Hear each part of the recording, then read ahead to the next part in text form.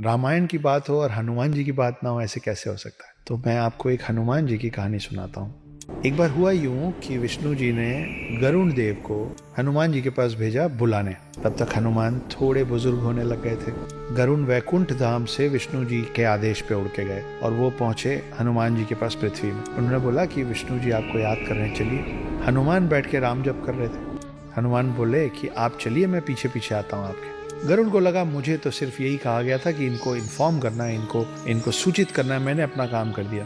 फिर भी गरुड़ को लगा कि अब ये बूढ़े हो रहे हैं, इनको मैं ले चलूंगा तो इनके लिए रास्ता आसान हो जाएगा। गरुड़ को इस बात का बहुत गुमान हो गया था, बहुत अहंकार हो गया था कि गरुड़ से तेज और कोई नहीं उड़ सकता। तो गरुड़ ने बोला कि आप थोड़े बुजुर्ग हो रहे हैं, आइए आपको मैं अपने साथ ले चलता हूँ, मुझ पे बैठ जाइए। हनुमान जी ने फिर से कहा कि मैं अभी अपना जाप खत्म करूंगा, उसके बाद आऊंगा, आप चलिए मैं आता हूँ। गरुड़ निकल गए। गरुड़ पूरे स्पीड से उड़ के वापस विष्णु जी के पास वैकुंठ धाम पहुंचे। मगर वहां पहुंच के देखते क्या है? वो देखते हैं कि ऑलरेडी हनुमान जी बैठे हुए हैं विष्णु जी के पाँव के पास। ये पूछते हो कि प्रभु मुझे कैसे याद किया? गरुड़ को समझ में नहीं आया कि मैं इतने वेग से उड़ के आया हूँ, मुझसे पहले हनुमान जी पहुंचे तो पहुंचे कैसे?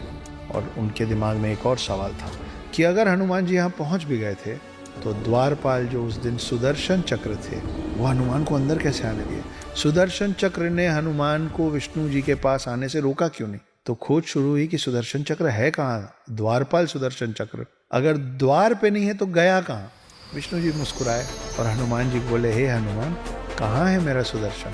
हनुमान जी ने मुंह खोला और मुंह के अंदर से सुदर्शन चक्र निकला। सुदर्शन चक्र को इस बात का अभिमान हो गया था कि उससे ताकतवर कोई अस्त्र शस्त्र नहीं है, और गरुण देव को इस बात का अभिमान हो गया था कि उनसे तेज कोई उड़ नहीं सकता। हनुमान जी ने एक ही सफ़र में इन दोनों की सारी गलतफहमी दूर कर दी थी। वो अस्त्रों में सर्वश्रेष्ठ सुदर्शन चक्र को निगल गए थे और गरुण से पहले विष्णु जी के पास पहुंच गए थे। ये हैं हमारे हनुमान।